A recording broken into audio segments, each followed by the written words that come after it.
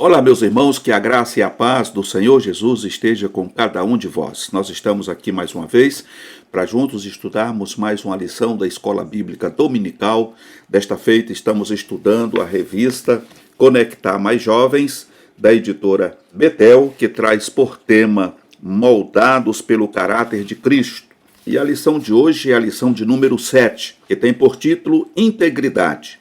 O mundo vendo Cristo em você. Por que não dizer em nós? O texto de referência está registrado em Mateus capítulo 7, versículo de 24 a 27. O versículo do dia diz: Assim resplandeça a vossa luz diante dos homens, para que vejam as vossas boas obras e glorifiquem a vosso Pai que está nos céus. Mateus capítulo 5, versículo 16. A verdade aplicada diz: o mundo enxerga Cristo em nossa maneira de viver. Os objetivos da lição de hoje são 3, como sempre. E o primeiro deles é compreender que nossa vida deve ser edificada em Cristo. Segundo, conscientizar que a palavra de Deus deve ser o nosso manual de conduta.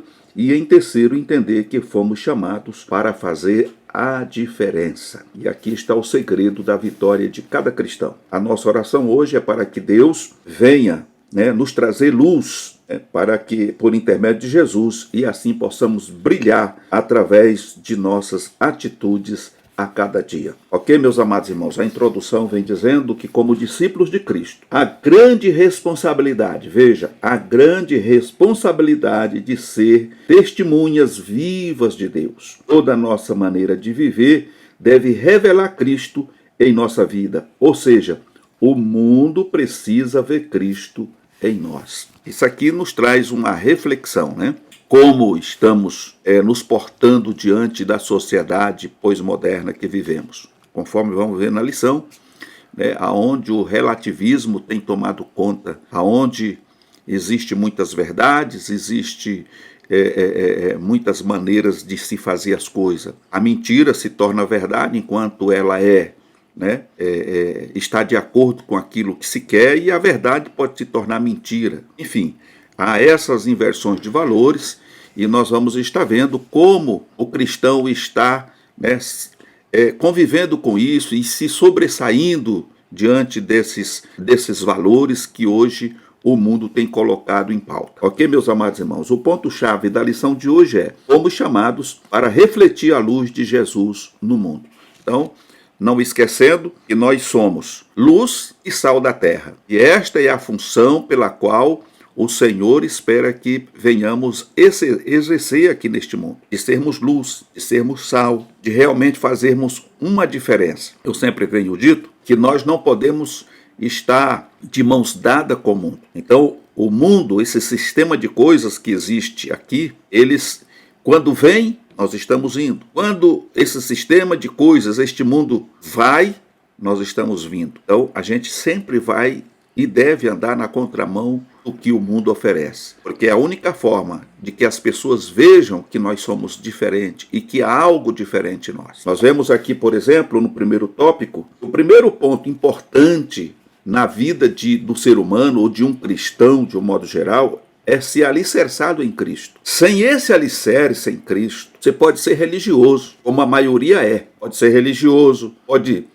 defender e até morrer por uma denominação, por uma bandeira religiosa. Mas se você estiver alicerçado em Cristo, é diferente, porque você vai estar firmado na rocha que é Cristo.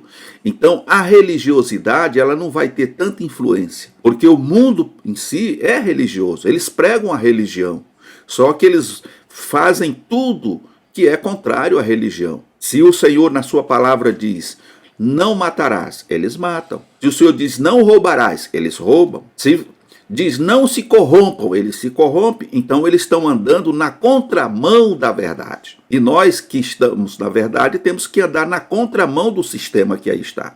Então toda a nossa vida deve ser estruturada na pessoa de Cristo. A Bíblia diz que Cristo é a pedra de esquina, conforme está registrado em 1 Pedro capítulo 2, verso 6. Toda a construção feita sobre o fundamento que é Cristo não será abalada, mesmo diante das intempéries da vida. Naquela parábola que Jesus conta, que um construiu a sua casa na areia, qual foi o resultado daquela construção? Quando veio a tempestade, quando veio as torrentes de água, a enchente, aquela casa que não tinha um fundamento sólido, ela simplesmente foi construída sobre a areia, ela não resistiu e caiu. Isso fala de quê? Ela fala de um cristão que está pautado apenas na filosofia humana, na filosofia religiosa, e que acha que pode viver uma vida dúbia, que acha que pode transigir com o pecado, que ao mesmo tempo que acende uma vela para Deus, né, no sentido da palavra,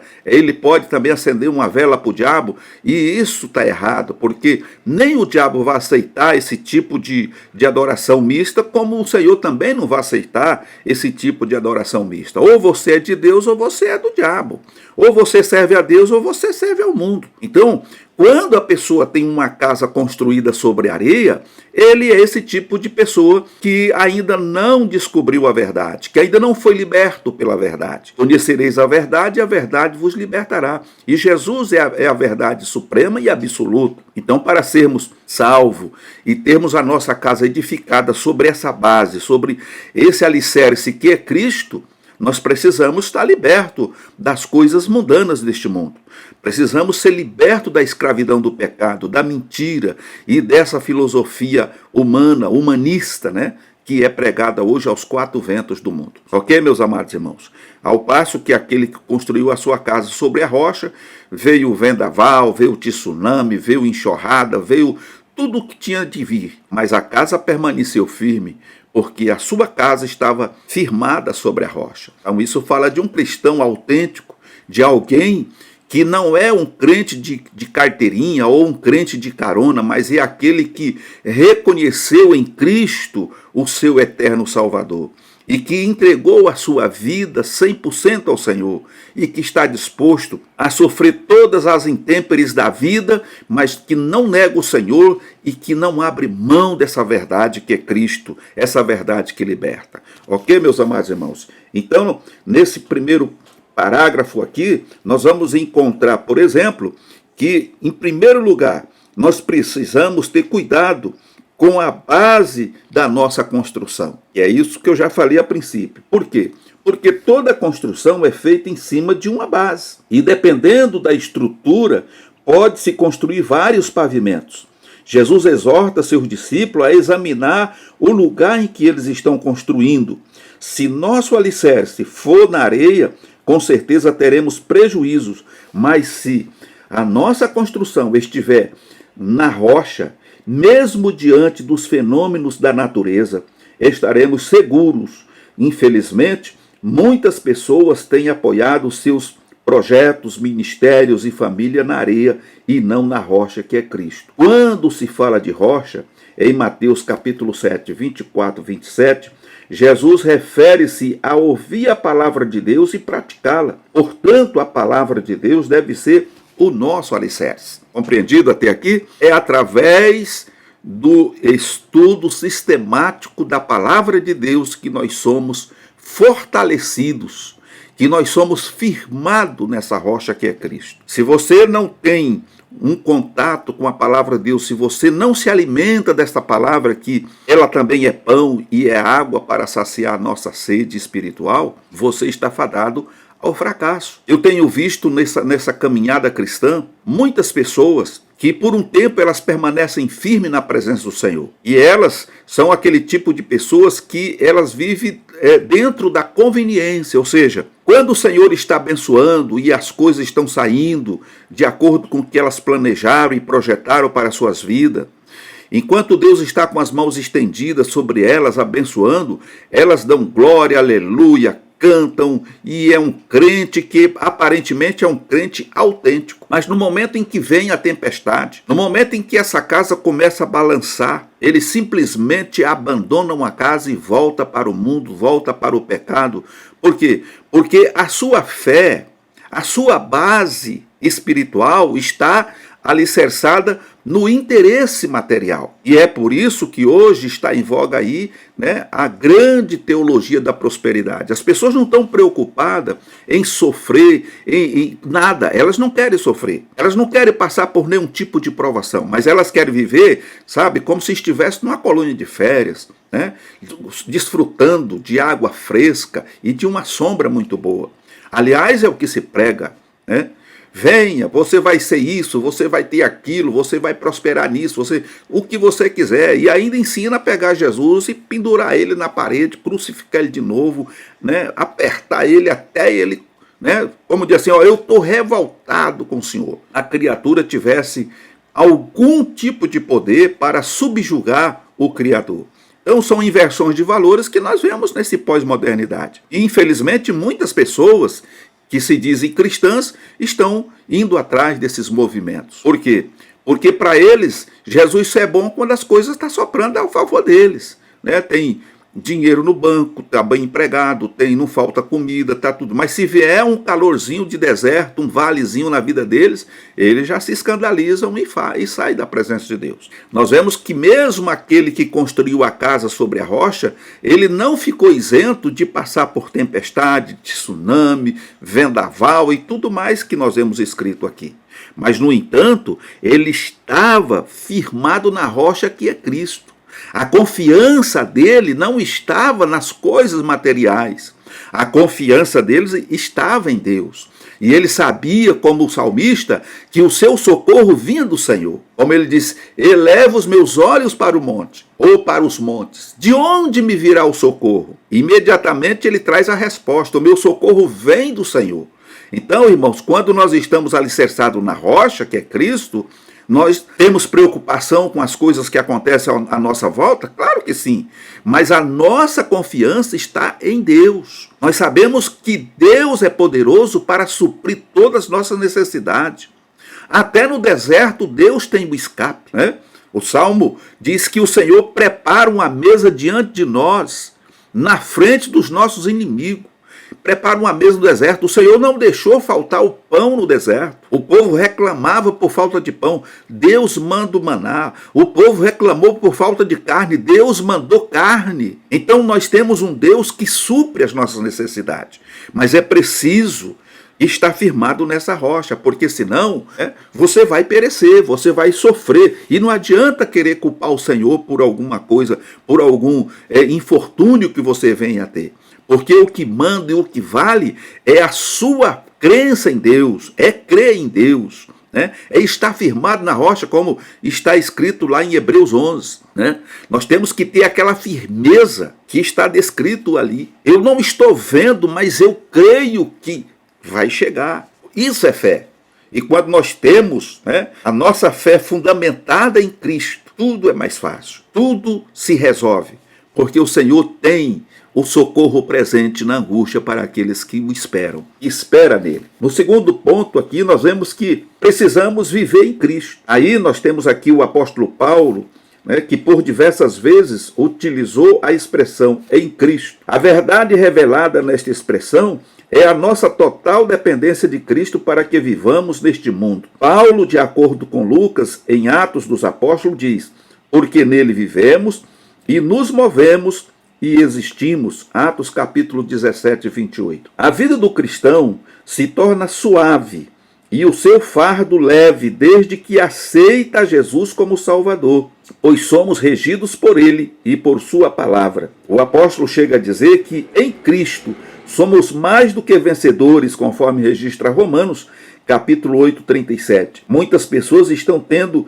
insucesso em seus projetos porque não entregam seus sonhos e planos nas mãos de Deus. Que possamos desapegar de nosso querer e viver inteiramente e incondicionalmente para Deus. Então, meus amados irmãos, o segundo ponto que nós encontramos aqui é sobre a questão de vivermos em Cristo. Quando a gente vive em Cristo e por Cristo, Ele administra tudo aquilo que temos. Então, a Bíblia nos orienta que toda vez que nós, como cristãos, queremos fazer alguma coisa, nós precisamos, se Deus quiser, se Deus aprovar, eu farei isto ou aquilo. Você não vai tomar uma atitude precipitada. Antigamente, quando a gente olha para o Antigo Testamento, a gente vê muitas vezes o povo de Deus entrando em derrocada, sofrendo por conta da desobediência. Por quê? Porque eles deveriam consultar o Senhor antes de tomar uma atitude. E não tomar atitude para depois consultar o Senhor. Nós vemos, por exemplo, quando Josué mandou parte do seu exército conquistar Ai. Era um povo pequeno, né? um exército muito pequeno, e o resultado é que eles tiveram que fugir, muita gente morreram. Por quê? Primeiro, porque havia pecado escondido, e segundo, porque ele não consultou a Deus. Se ele tivesse consultado a Deus, o Senhor ia dizer: olha, Josué, não sobe contra o inimigo, porque primeiro vamos precisar fazer aqui uma limpeza. Tem pecado no meio do povo. Agora, depois da derrota, Josué resolve consultar o Senhor, e aí o Senhor diz assim: olha, eu não posso ser com vocês, eu não posso abençoar vocês, porque tem pecado escondido no meio do povo. Eu dei uma ordem e essa ordem não foi cumprida. Então, quando a gente traz isso para a nossa realidade, nós percebemos que se nós sairmos da presença do Senhor, se não tivermos uma vida moldada de acordo com os ditames que o Senhor tem nos dado através da sua palavra, nós vamos estar na mesma situação que se encontrou o povo de Israel naquele momento. Vamos sofrer as consequências do nosso pecado, das nossas atitudes, porque não estamos priorizando o Senhor em nossas vidas. E o que conclui aqui dizendo? Que muitas pessoas estão tendo insucesso em seus projetos porque não entregam seus sonhos e planos nas mãos de Deus. Então, toda vez que eu resolvo fazer algo pela força do meu braço, pelo meu intelecto, pelo meu entendimento, sem consultar o Senhor, eu estou fadado a fracassar. Aquilo não dá certo. Então, o conselho é que possamos desapegar do nosso querer e viver inteira e incondicionalmente em Deus. Ou seja, Paulo, quando ele usa essa expressão dizendo: eu já não vivo, mas Cristo vive em mim, ele está querendo dizer o quê? Ele está dizendo que tudo que ele sabia, de tudo aquilo que ele achava que era, ele já não é mais. Por quê? Porque ele agora tem colocado nas mãos do Senhor a sua vida, os seus desejos, a sua vontade, ou seja, o Senhor é aquele que rege a sua vida. E com isso, ele estava prosseguindo, procurando sempre agradar aquele que o chamou das trevas para a maravilhosa luz. Ok, meus amados irmãos? Louvado seja o nome do Senhor. Por outro lado, nós temos aqui uma reflexão do pastor Billy Graham, onde ele diz que nós somos as Bíblias que o mundo está lendo. Nós somos os sermões que o mundo está prestando atenção. Ou seja, você não diz que é um cristão? Você não diz que é uma cristã? Como é a sua vida cristã lá fora? Que tipo de testemunho você está dando lá fora para as pessoas que não conhecem o Senhor, mas que observam o seu jeito de ser, a sua maneira de fazer as coisas? Será que você está impactando essas pessoas com um testemunho, né, poderoso, um testemunho santo de uma pessoa que realmente deixou as trevas e veio para a luz? Você está sendo luz, você está sendo sal, a tua palavra é sim, sim, não, não, como diz as Escrituras, porque a palavra do Senhor tem que ser sim, sim, ou não, não. Ou você é sim, não, não e sim. Então é isso que nós precisamos entender, meus amados irmãos, e prestar atenção, porque nós somos as Bíblias que o mundo está lendo, conforme o pastor Billy Graham. Nós somos os sermões, aquilo que fazemos, os nossos atos, as nossas atitudes, elas falam muito mais alto do que palavras. Muitas pessoas falam bonito, em um português, né, polido, mas as suas atitudes falam o contrário daquilo que ele fala em palavras. E é isso que nós precisamos ter cuidado, porque não é o falar bonito que vai impressionar as pessoas, que vai mostrar para as pessoas que você é, mas é é a tua maneira de se conduzir, são as tuas atitudes, a maneira como você trata com as pessoas individualmente e coletivamente. É isso que vai pesar nessa balança. Quantas vezes eu já ouvi alguém dizer, para ser um crente igual aquele ou uma crente igual aquela, eu prefiro continuar como estou. Que decepção. A pessoa que não conhece Jesus, que é uma incrédula e muitas vezes vive na prática do pecado, ela não quer ser uma crente igual àquela. Por quê? Porque na sua concepção, uma pessoa que se diz crente é uma pessoa transformada, é uma pessoa mudada pelo poder do Evangelho. E outra coisa, quando você diz que é um cristão, mas faz pior do que o infiel, pior do que o ímpio, você acaba sendo uma referência negativa para aquele ímpio, porque ele, sabendo que é ímpio, muitas vezes ele não faz o que você, como cristão, que diz que é cristão, está fazendo. E isso se torna escândalo. E nós precisamos tomar cuidado, para que não venhamos escandalizar o Evangelho de Cristo, porque o mundo está de olho, o mundo está vendo. E quantas vezes, já por outro lado, alguém diz assim, olha, eu admiro aquela pessoa, aquele crente é realmente um homem de Deus, uma mulher de Deus, porque é uma pessoa que tem caráter, é honesto, é uma pessoa que, se ele quiser comprar minha loja inteira, eu vendo a loja inteira, porque eu sei que eu não vou ter prejuízo e nem dor de cabeça, porque são as atitudes, a maneira de ser diferente do mundo que vai impactar pessoas.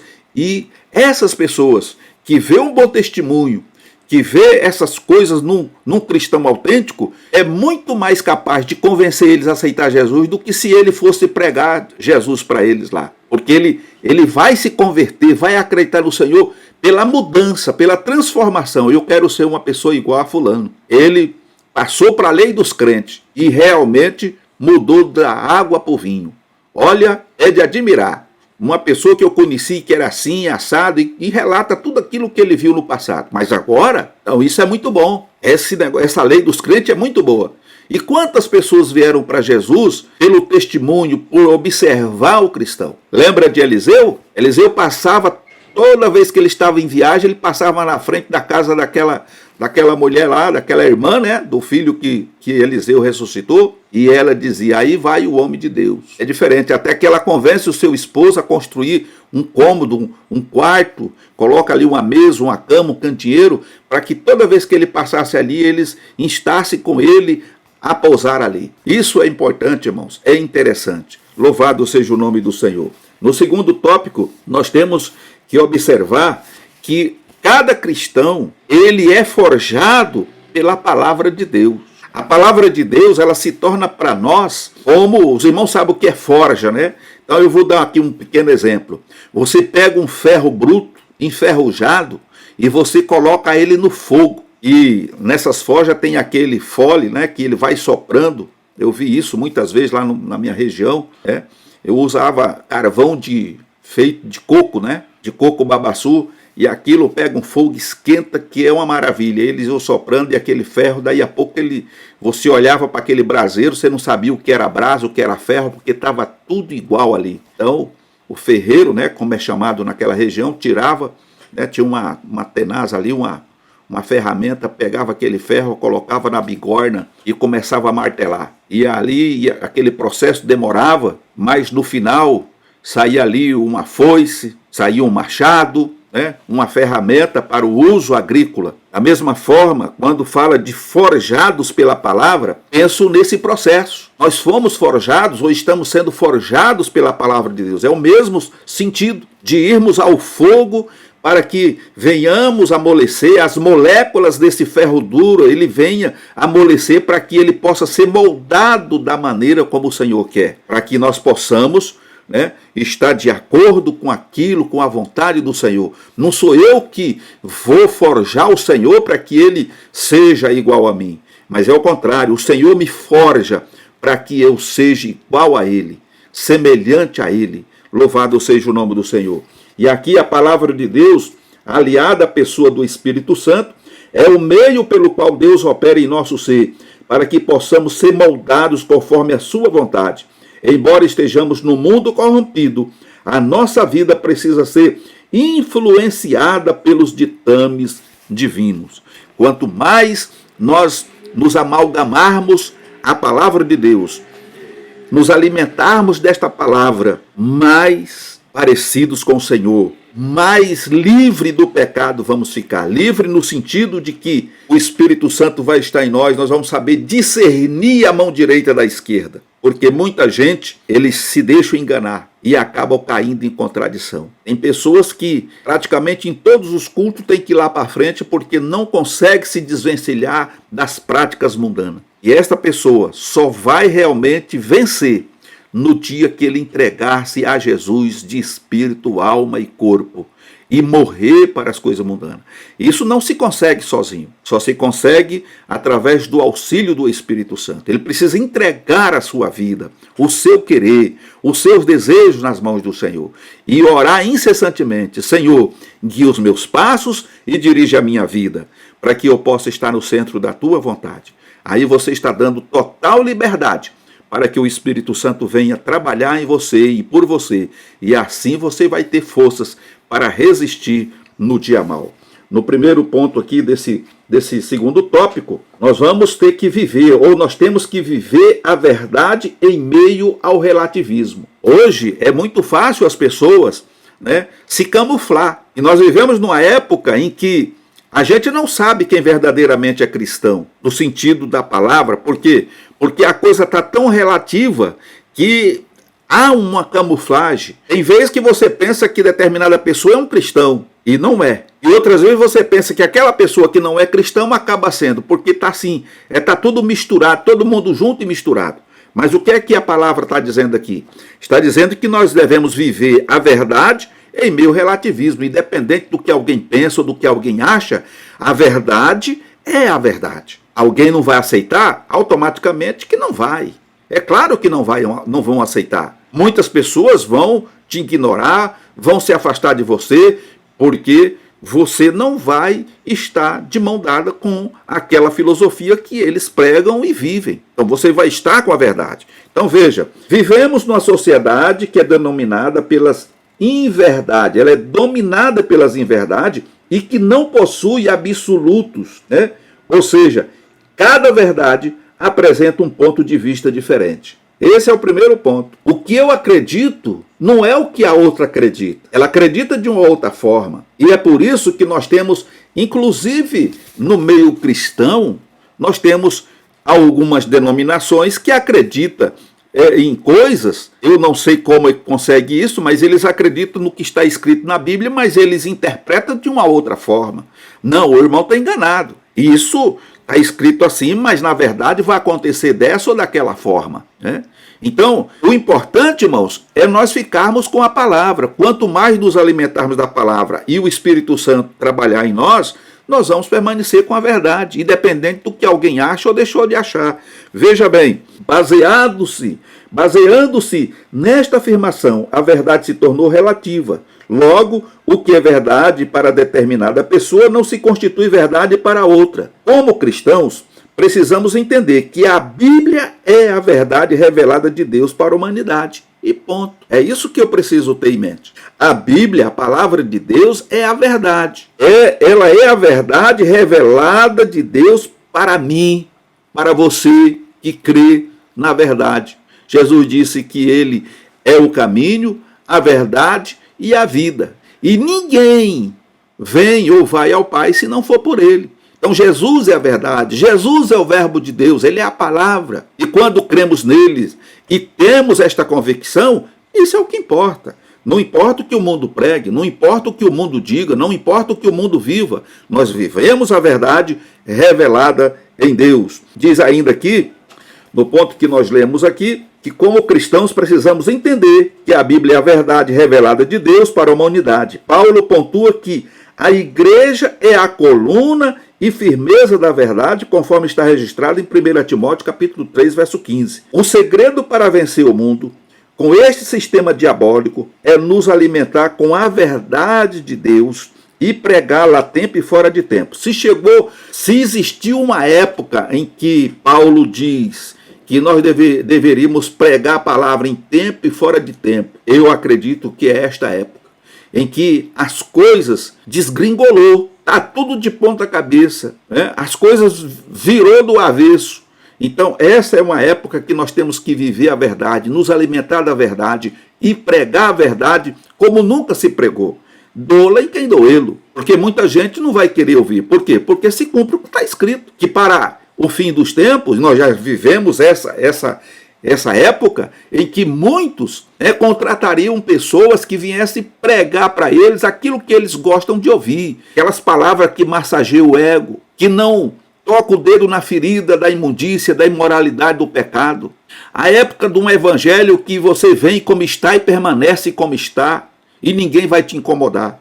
Esse é um evangelho diabólico. Esse é um evangelho que não salva, mas conduz a pessoa para a perdição eterna.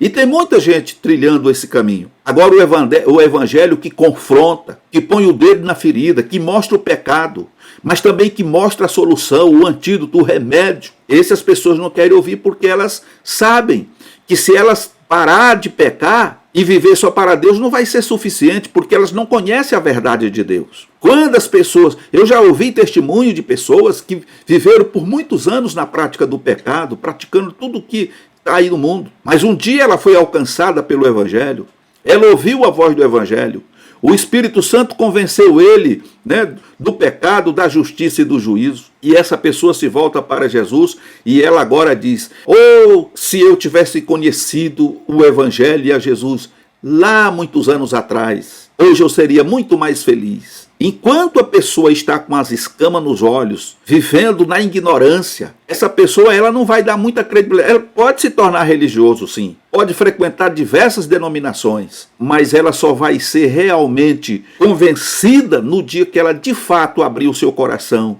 e entender que o Senhor Jesus é o único mediador entre Deus e o homem e deixar das práticas mundanas. Aí ela vai entender a verdade. O segredo para vencer o mundo com esse sistema diabólico é nos alimentar com a verdade de Deus e pregá-la a tempo e fora de tempo. Haja o que houver, não podemos abrir mão da verdade. Então esse é o segredo para a vitória do verdadeiro cristão. É aquele que constrói a sua casa sobre a rocha que é Cristo. Não importa o vendaval, não importa o tsunami, não importa a enxurrada, não importa o terremoto, o maremoto, pode vir o que quiser. Ele está firmado. E o que é, será para sempre. Louvado seja o nome do Senhor Jesus. No segundo ponto, nós vemos aqui que só existe uma verdade que liberta, a verdade de Deus. Jesus, conforme registrado por João, se manifestou cheio de graça e de verdade. Está registrado lá em João, capítulo 1, verso 14. A verdade tem poder de libertar, de tirar as escamas da mentira e proporcionar ao ser humano a liberdade em Cristo Jesus.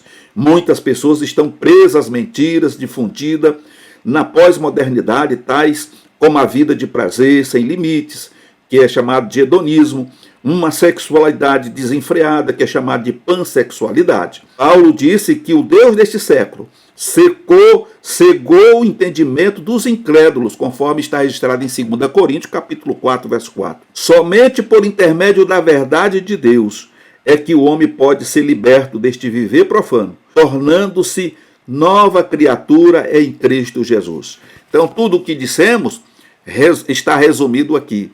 Nós vivemos nesse tempo chamado pós-modernidade, aonde a verdade se tornou mentira e a mentira se tornou verdade.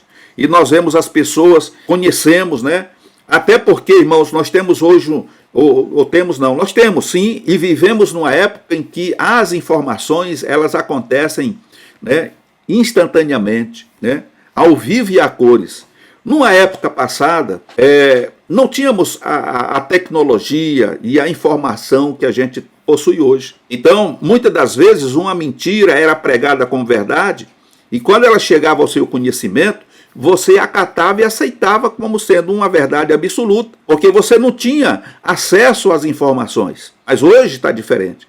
Então nós temos visto aí no cenário brasileiro, falando de Brasil, pessoas que praticou um tremendo erro no passado, alguns anos atrás, e hoje elas se apresentam como o salvador da pátria, desfalando, tudo aquilo que praticou e colocando aquilo como a verdade e colocando até soluções, né? Apresentando soluções para problema que ela mesma criou. Só que hoje nós vivemos num contexto diferente. Então as pessoas estão vendo o que aquela pessoa fez. Viu a quantidade de mentira e de tanta coisa que foi feita no passado.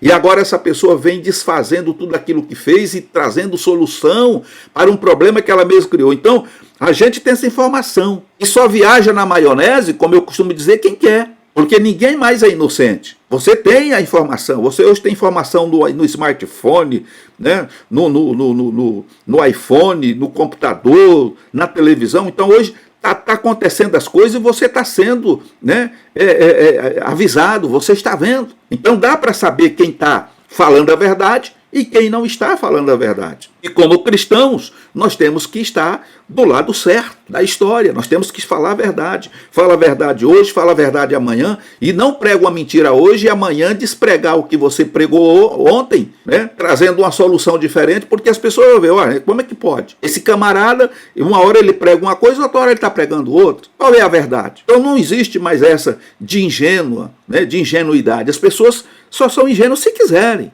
ou se deixar levar por essas filosofias, ou por essas falácias que a gente tem visto por aí, porque a verdade, ela está nua e crua, ela está patente. Então nós vemos isto, mas isso acontece por conta do sistema que nós estamos vivendo, chamado pós-modernidade, né? Então hoje, a voga é o prazer absoluto, aproveitar a vida, aproveitar o que você pode, né? Sem se preocupar com o futuro. Viva hoje e desfrute do que você puder. Então ninguém está preocupado. Há pessoas que não podem nem ouvir falar da morte, que ele já começa a tremer dos pés à cabeça. Mas ele procura esquecer, viver uma vida despreocupada. E nós sabemos que não somos eternos aqui nesse plano, que nós vamos passar. Então é por isso que nós precisamos estar em Cristo, porque quem está em Cristo é nova criatura. As coisas velhas se passaram e tudo se tornou novo. Temos vida. Uma vida, não uma vida, apenas uma vida física, mas temos uma vida eterna garantida por Deus. E para isso, nós precisamos estar amalgamado com a palavra de Deus. Louvado seja o nome do Senhor Jesus. No segundo ponto, nós vimos, né, quando Paulo disse que o Deus deste século cegou o entendimento dos incrédulos. É por isso que muitas pessoas não vêm para Jesus, ouvem a verdade, mas elas preferem continuar porque elas estão cegas espiritualmente. Cegou o entendimento. A mente está cauterizada por causa do pecado. Então é preciso falar mais de Jesus. É preciso mostrar mais, embora que muita gente não vai aceitar, né? Há um tempo atrás, eu estava vendo um vídeo de um irmão pregando na Praça da Sé em São Paulo. E ele estava falando sobre, né, céu e inferno. As pessoas que tinham a possibilidade de ir para o céu, ou seja, aquelas pessoas que aceitassem Jesus como Salvador, que acreditassem no sacrifício de Jesus, e as pessoas que iriam perecer no inferno, aquelas pessoas que viravam as costas para Deus e que achavam que o mundo é o prazer absoluto e que nada vai acontecer e que Deus não é mal, que Deus não faz mal para ninguém e etc. Na verdade, Deus não faz mal para ninguém, né? Deus não deseja o mal de ninguém. Deus não tem prazer na morte de ninguém. E num dado momento, uma pessoa endemoniada se levanta e esbofeteia aquele pregador, né? E tenta expulsar ele, fazer ele calar, e virou ali um ribuliço. Algumas pessoas chegaram, tiraram aquela pessoa dali. O que me chamou a atenção é que aquele irmão que estava ali pregando, ele não reagiu. Ele não foi por sinalmente, como talvez eu fizesse, né? Ou você fizesse. Ele simplesmente passou a mão no rosto, se afastou, depois que as pessoas pegaram aquela pessoa e tiraram ele de perto, e continuou pregando. Algumas pessoas ficaram tirando sarro, outras ficaram incitando, vai para cima, rapaz, tira a diferença. Mas esse irmão, ele estava firmado na rocha com toda certeza, porque se é outro, não aceitaria aquela afronta. Mas quando você está firmado na rocha que é Cristo, vem a tempestade, vem os vendavais, vem tsunami, mas você permanece firme na rocha que é Cristo. Louvado seja o nome do Senhor. E isso acontece por quê? Porque, como já foi dito pelo apóstolo Paulo, né, o Deus desse século cegou o entendimento dos incrédulos. Somente por intermédio da verdade de Deus é que o homem pode ser liberto deste viver profano, tornando-se nova criatura em Cristo Jesus. E a responsabilidade de evangelizar, de pregar o evangelho em tempo e fora de tempo, está sobre os meus e os teus ombros. Louvado seja o nome do Senhor. No tópico de número 3, nós temos que estar sempre na contramão do mundo. Nós já falamos isso a princípio. O mundo vem com as suas novidades, nós estamos indo. Quando ele está indo com as suas novidades, nós estamos vindo. Então, nós passa um pelo outro, mas nunca andando de mão dadas com o mundo e aceitando aquilo que é imposto pelo mundanismo. Amém, meus irmãos? Então veja aqui que a recomendação bíblica é que os cristãos não podem moldar a sua vida pela forma do mundo ou pela forma do mundo, mas sim impactá-lo com a verdade da palavra. A cada dia que passa, torna-se mais urgente a nossa missão de temperar este mundo, pois somos sal da terra e luz do mundo, conforme está registrado em Mateus capítulo 5, versículos 13 e 14. Então, meus amados irmãos, é isso que nós precisamos entender. O mundo tem o seu modismo, tem a sua maneira de ser, tem a sua maneira de viver. E o cristão tem a sua maneira de viver, tem a sua maneira de ser. E nós somos chamados para ser luz e sal da terra. Portanto, essa luz não pode, como disse Jesus, ficar debaixo de um cesto, ou debaixo de uma panela, ou de um balde. Mas ela tem que ser colocada, como diz a palavra de Deus, no velador, para que ela ilumine toda a casa, todo o ambiente onde ela é colocada. Então é assim que nós precisamos estar. Nós precisamos estar num ponto de destaque para que possamos alumiar aqueles que estão andando em trevas e eles possam nos avistar de onde estiverem e poder vir até a verdadeira luz que é Cristo. Por outro lado, o Senhor diz que nós somos sal da terra. Os irmãos sabem qual é a função do sal. A função dele não é apenas salgar, mas ela tem uma função muito mais importante, que é a função de preservar. No Nordeste, por exemplo, há muitos anos atrás, quando era criança, não existia geladeira em muitas casas. As primeiras geladeiras que surgiram naqueles idos eram a geladeira querosene, e não era qualquer pessoa que podia ter. Era só os coronéis, os ricos, né?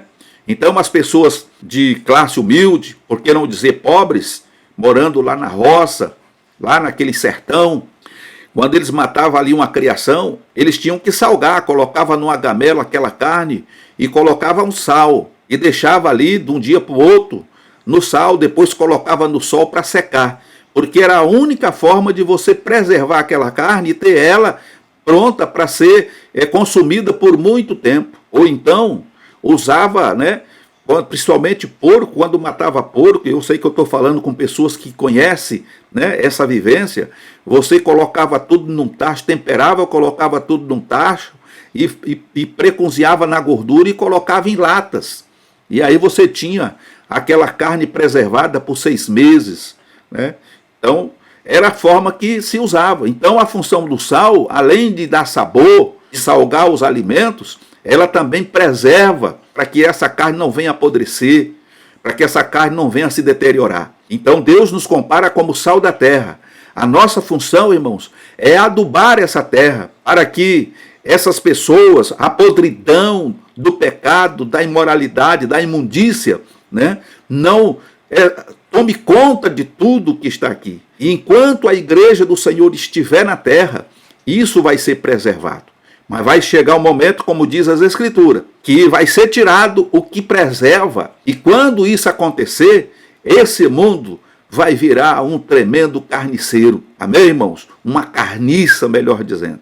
Então, como sal, precisamos continuar executando a nossa função para adubar e preservar o que está aí. No segundo ponto, nós temos aqui, ou no primeiro ponto, devemos transformar, conformar, não. Então, a nossa função é de transformar e não de conformar. É por isso que está escrito, e não vos conformeis com este mundo. Então, a nossa função é transformar. E Paulo é categórico ao dizer, não vos conformeis com este mundo, mas transformai-vos pela renovação da vossa mente. Romanos capítulo 12, versículo 2. A expressão conformar usada por Paulo dá a ideia de ser moldado pelos padrões mundanos. O inverso disso é ser transformado, que é transfigurado ou transformado à imagem de Deus. A partir do momento que temos a luz de Deus em nós, temos condições de brilhar, trazendo vida e mudança para o lugar em que estamos. É nosso dever resplandecer como astros do mundo, no meio de uma geração perversa e corrompida, conforme registra Filipenses, capítulo 2, versículo 15. Como é santo aquele que vos chamou, sede vós também santos em toda a vossa maneira de viver. 1 Pedro, capítulo 1, verso 15. Então, irmãos, aqui está o segredo da vitória do cristão. Nós vemos que ele precisa ser sal e luz. Também precisamos transformar e não nos conformar com os ditames do mundo. Infelizmente, nós temos muitas pessoas que estão hoje, conformadas com os ditames do mundo. Professam uma fé morta e vazia. Professam uma religiosidade fria, porque elas continuam praticando as coisas que estão aí fora. Então, para elas, o importante é ter um lugar de congregar, de passar algumas horas louvando, glorificando o nome do Senhor. Mas não existe uma mudança, não existe uma transformação, não existe uma comunhão perfeita com Deus. O contrário disso tudo é que o Senhor exige de nós uma transformação de caráter. Aliás, é isso que o Senhor quer, que tenhamos o caráter que há em Cristo Jesus. Não é o caráter que houve, mas que há em Cristo Jesus. Que possamos ser moldados a cada dia pelo Espírito Santo e a cada dia possamos nos assemelhar mais e mais com o Senhor Jesus. Mas para isso precisamos pagar o preço de sermos crentes fiéis, autênticos e verdadeiros. Termos a nossa vida alicerçada na rocha que é Cristo. Do contrário, seremos mais um no meio da multidão, daqueles que com certeza irão ficar na volta do Senhor Jesus. Portanto, meus amados irmãos, para melhor entender a pós-modernidade, conceituaremos algumas das principais ideias propagadas. Primeiro, tem aí o secularismo, que nada mais é do que a tendência de se deslocar o sagrado, ou seja, Deus do centro de toda a existência humana. Esse é o ponto-chave do secularismo, é tirar Deus do centro e colocar as coisas que eles julgam ser mais importantes. Então, quando você tira Deus, o que sobra é aquilo que a gente tem visto aí, as pessoas vivendo de acordo com os seus ditames, com aquilo que eles acham que é certo e assim por diante. Em segundo lugar, nós temos aí a questão do existencialismo, que nada mais é também do que uma corrente filosófica que pode ser considerada a mãe da secularização. Então, enquanto você existe, você pode ser feliz, porque lá para a sepultura onde você vai, conforme alguns pregam, não há mais nada o que fazer. Acabou, morreu, é finito, pronto, acabou. Para muitos, essa filosofia é a verdadeira. Enquanto você está vivo, você deve desfrutar e viver da melhor maneira possível que você puder. Porque depois que você morrer, acabou, não existe mais nada. É por conta disso, baseado nessa filosofia, que muitas pessoas têm dado cabo das suas próprias vidas. Porque elas acham que o sofrimento que ela está vivendo hoje, o problema que ela está enfrentando hoje, com a morte vai acabar. E elas muitas vezes compram um metro de corda e se enforca, muitas vezes dão um tiro na cabeça, elas tiram a própria vida, praticam o suicídio, porque na mente delas, de acordo com essa filosofia que elas ouviram e que elas acreditaram, acabou após a morte, morreu, acabou todo o sofrimento, pronto, zerou, acabou. E não é um engano. Aí é que vai começar o sofrimento verdadeiro. Então, em terceiro lugar, existe aí o chamado pragmatismo. Esse pragmatismo não se importa com a verdade, e sim com a funcionalidade, ou seja, não importa o meio que é usado para se alcançar um objetivo. É aquela história, os meios justificam o fim, ou o fim justifica os meios. Então a pessoa, ele não está preocupado com a verdade, isso aqui é verdadeiro, não me interessa isso aqui. Vamos deixar esse negócio de lado e vamos por aqui. Então é isso que a gente tem visto na prática hoje. Depois vem o tal do pluralismo. O que é isso? Esse pluralismo defende a tese de que não existe uma verdade absoluta. Para eles é isso. Mas muitas verdades capazes de viver juntas. Então eu tenho, o meu pensamento, aquilo que eu imagino, para mim, é uma verdade. Então é o que eu acho. Aquilo que o outro pensa é a verdade dele. Então, para se viver numa sociedade dessa maneira aqui, dentro dessa filosofia, eu respeito a verdade daquele, mesmo não sendo a verdade, mas eu respeito o ponto de vista dele e ele respeita o meu ponto de vista. Então, quer dizer, essas verdades, a minha, a dele e a de todos, elas se misturam e a gente procura viver. Agora, quando você é levado a um confronto da verdade com uma inverdade, aí a coisa vai pegar no breu, a coisa não anda. Por quê? Porque eu já tornei aquilo que eu acho como sendo absoluto. É isso que eu acredito e ponto. Eu ouvi pessoas, né, uma certa feita, né, visitando uma cidade histórica aí no Ceará, a pessoa chegou e sendo confrontada ali pelo evangelho, ela disse: o negócio é o seguinte, eu não quero saber de evangelho, eu não quero saber desse Jesus que vocês pregam, desse negócio de protestante. Eu nasci nessa religião, não vou citar o nome aqui por conta de ética, os irmãos entendem. Eu nasci nessa religião e vou morrer nela. Então a pessoa tornou aquela inverdade que foi ensinada para ela desde os seus antepassados como algo absoluto. Aquilo é uma verdade para ela. Então ela não aceita outra verdade, mesmo que ela tenha curiosidade, ela não quer se envolver porque ela sabe que a verdade absoluta é aquilo que foi passado para ela e ela acredita. O meu padrinho subiu aquele monte ali e foi para o céu. E um dia ele vai descer lá de novo e vai vir buscar nós. Então, essas são as inversões de valores que o mundo prega. E as pessoas tornam isso absoluto. Em quinto lugar, nós vemos aqui o chamado hedonismo. Esse hedonismo é uma corrente filosófica que advoga que a vida deve ser regida pelo princípio do prazer. Define uma era sem responsabilidade. Vive-se o hoje sem pensar no tempo e em suas consequências. Então é aquilo que nós já falamos a princípio. Vivamos hoje, aproveite hoje, desfrute, porque a vida é passageira. Eles acreditam no fim da vida. Só que eles, na concepção deles, morreu, acabou, como eu já frisei aqui. Então você tem que desfrutar, aproveite. Não tenha... não se restrinja, não se reprima diante das coisas que estão aí. Faça tudo, aproveite. Porque é isso que você tem aqui. Depois que você morrer, acabou.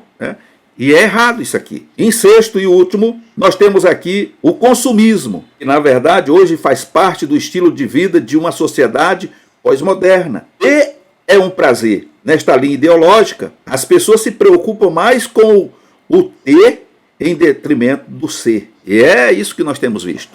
As pessoas se tornaram consumistas. Pessoas gastam fortunas consumindo coisas que não vai acrescentar em nada, mas aquela gana de comprar, de ter, de possuir. Ela quer tanto aquilo e ela não mede esforço, ela empenha tudo que tem e pode para adquirir aquilo. E depois que ela adquire, ela percebe que não era nada aquilo que ela pensava. Então já fica de lado e ela vai correr atrás de outra coisa, naquela fome desenfreada, de encher aquele vazio, aquilo que está dentro do seu ser. E nós sabemos que não é consumindo que nós vamos ter o nosso espírito saciado, aquele vazio preenchido. Porque quem preenche isso é o Espírito Santo, é a palavra de Deus. As pessoas estão longe da verdade e usam muitas vezes a mentira como verdade e não estão preocupadas com as consequências.